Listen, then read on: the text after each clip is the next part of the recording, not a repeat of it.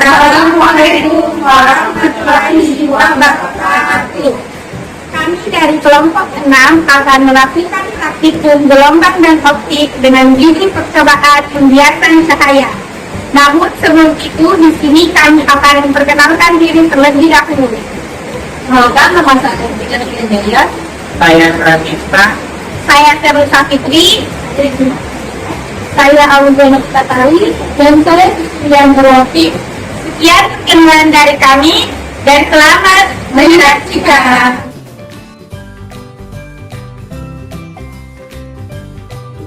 Adapun tujuan pada praktikum percobaan pembiasan cahaya terdiri atas 4 bagian.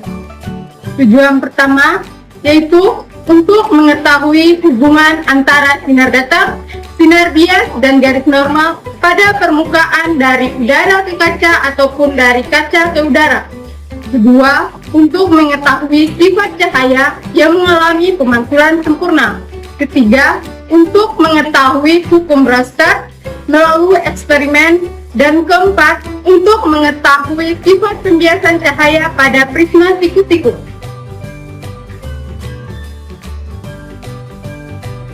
Selanjutnya, alat dan bahan pada praktikum percobaan pembiasan cahaya. Yang pertama, laser berfungsi sebagai sumber sinar. Kedua, balok kaca seperdua lingkaran berfungsi sebagai objek pengamatan. Ketiga, prisma berfungsi sebagai objek pengamatan. Keempat, busur derajat berfungsi untuk mengukur besar sudut yang terbentuk. Kelima, pensil berfungsi untuk menggambar garis normal, sinar datang, sinar pantul, serta sinar bias. Keenam, pulpen berfungsi untuk menggambar dengan jelas garis normal, sinar datang, sinar pantul, serta sinar bias. 7, penghapus untuk menghapus garis normal, sinar datang, sinar pantul, serta sinar bias. Kedelapan, kertas A4E berfungsi sebagai tempat menggambar hasil pengamatan. Kesembilan, handphone berfungsi untuk mengambil gambar, alat dan bahan, serta hasil pengamatan pada praktikum. Kerja pada praktikum pembiasan cahaya yaitu terdiri dari tahapan, di mana tahapan pertama yaitu menyelidiki hubungan antara sinar datang, sinar bias, dan garis normal pada bidang batas tahapan besar. Tahapan pertama yaitu menyiapkan alat dan bahan yang digunakan. Di sini saya menggunakan 4 alat dan bahan, yaitu yang pertama laser, kedua balok kaca seperdua lingkaran, ketiga pulpen, dan terakhir kertas HVS A4S. Poin kedua yaitu meletakkan balok kaca seperti 2 lingkaran di antara garis tegak lurus. Berikutnya, mengarahkan sinar laser ke balok kaca seperdua lingkaran dengan menggunakan 3 sinar keluaran.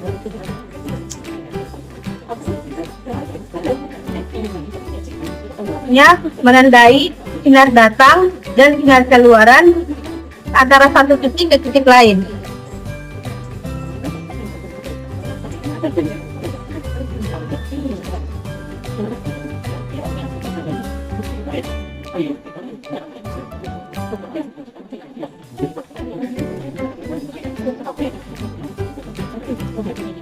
Selanjutnya, menggambar dengan jelas sinar datang dan sinar bias yang terbentuk dengan memberikan garis penghubung antara satu titik ke titik lain.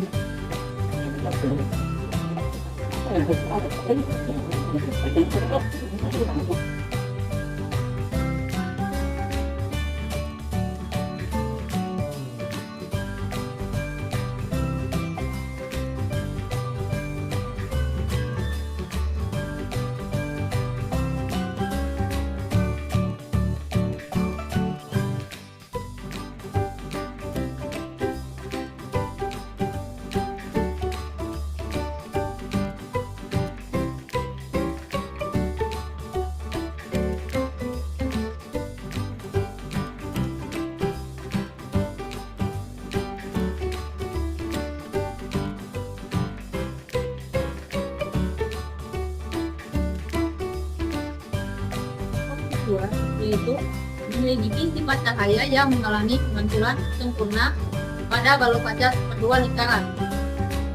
Pada perlakuan pertama yaitu meletakkan balok kaca kedua lingkaran pada pertengahan garis vertikal dan horizontal. Kedua, nyalakan laser dengan satu sinar keluaran yang diarahkan pada balok kaca kedua lingkaran. Kemudian, menandai sinar datang dan sinar pantul yang terbentuk pada balok kaca kedua lingkaran.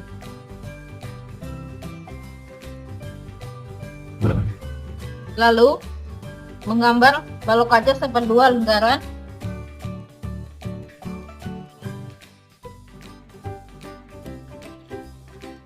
Kemudian, menggambar dengan jelas sinar datang dan sinar pantul yang terbentuk dengan memberikan garis penghubung antara titik satu ke titik lainnya.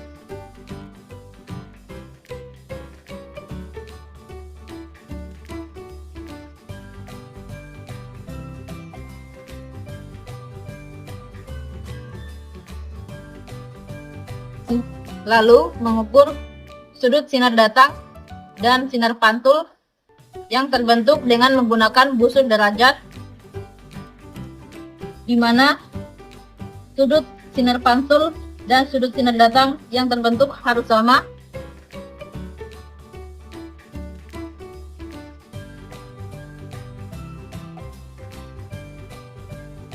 Di sini kita peroleh sudut sinar datang dan sudut sinar pantulnya sebesar 43 derajat.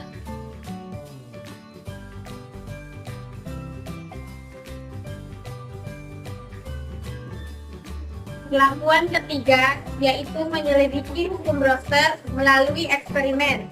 Untuk tahap pertama, meletakkan balok kaca seperdua lingkaran tepat berada di tengah antara garis vertikal dan garis horizontal. Kemudian yang kedua, menyalakan laser dengan satu sinar keluaran dan mengarahkan pada balok kaca seperdua lingkaran sehingga terbentuk sinar datang dan sinar biasnya. Kemudian menandai sinar datang, sinar pantul, dan sinar bias yang terbentuk pada balok kaca seperdua lingkaran. Kemudian menggambarkan balok kaca seperdua lingkaran.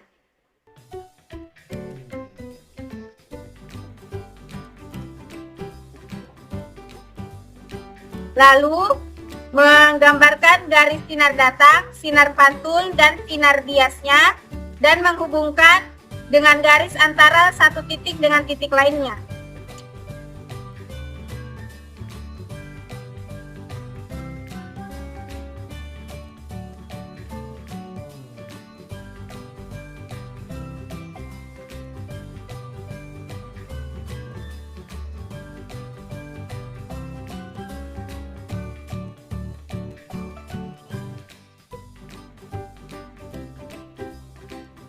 Kemudian selanjutnya, mengukur sudut sinar datang yang terbentuk dengan menggunakan busur derajat.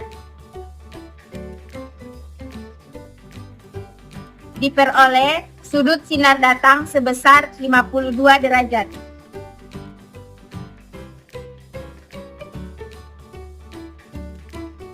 Kemudian, mengukur sudut sinar pantul dan sudut sinar bias menggunakan busur derajat,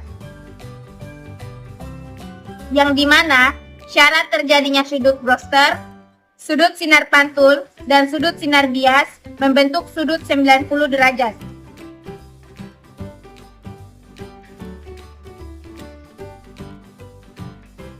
Sehingga diperoleh sudut sinar pantul dan sudut sinar bias membentuk sudut 90 derajat.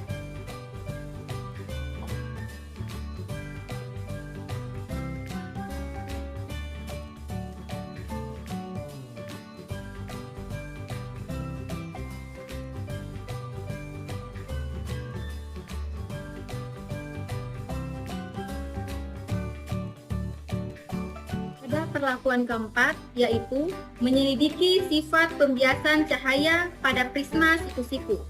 Yang pertama, meletakkan prisma siku-siku pada sisi perpotongan garis vertikal dan horizontal. Kemudian, menggambar terlebih dahulu prisma.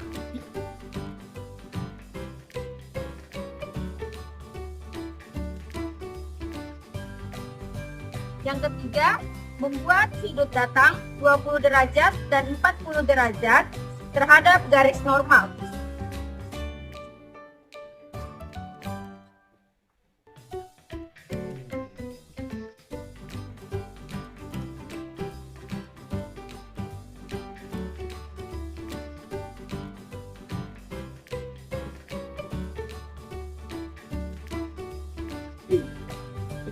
Kemudian, pada sudut datang 20 derajat diberi keterangan dengan S1. Kemudian, pada sudut datang kedua diberi keterangan dengan S2. Mengaktifkan laser dengan satu sinar, lalu mengarahkannya pada sudut datang 20 derajat.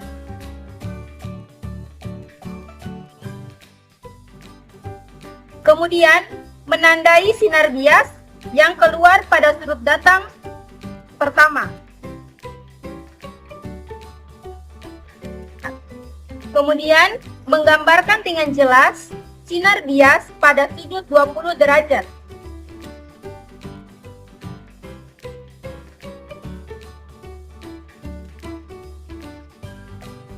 Selanjutnya, mengarahkan laser pada sudut datang 40 derajat.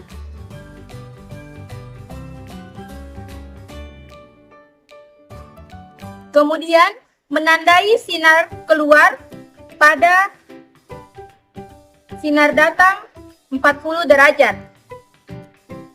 Kemudian, menggambarkan sinar keluar yang terbentuk.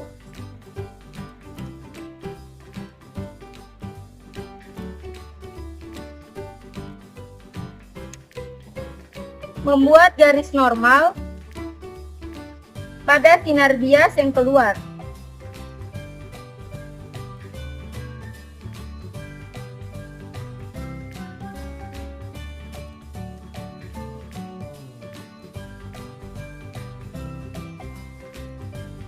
Dengan memberi keterangan N.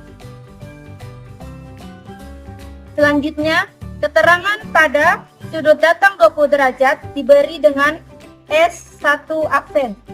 Dan untuk sudut datang 40 derajat dengan keterangan S2 aksen.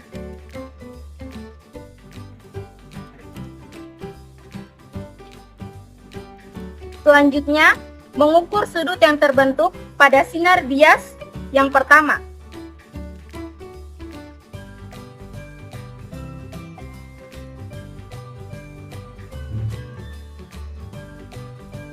Sinar bias yang pertama yaitu 55 derajat.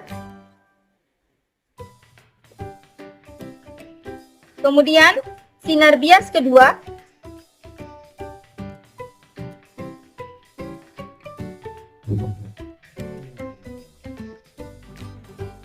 (33 derajat).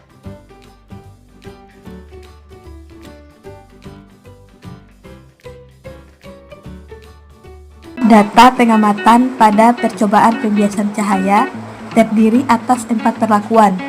Perlakuan pertama yaitu hubungan antara sinar datang, sinar bias, dan garis normal pada bidang datar dua permukaan yang dapat dilihat pada gambar, di mana dari gambar tersebut menunjukkan jika cahaya datang dari medium yang kurang rapat, misalnya udara, ke medium lebih rapat, misalnya kaca, maka sinar bias akan dibelokkan mendekati garis normal. Dan sebaliknya, jika cahaya datang dari medium yang lebih rapat ke medium kurang rapat, sinar akan dibelokkan menjauhi garis normal.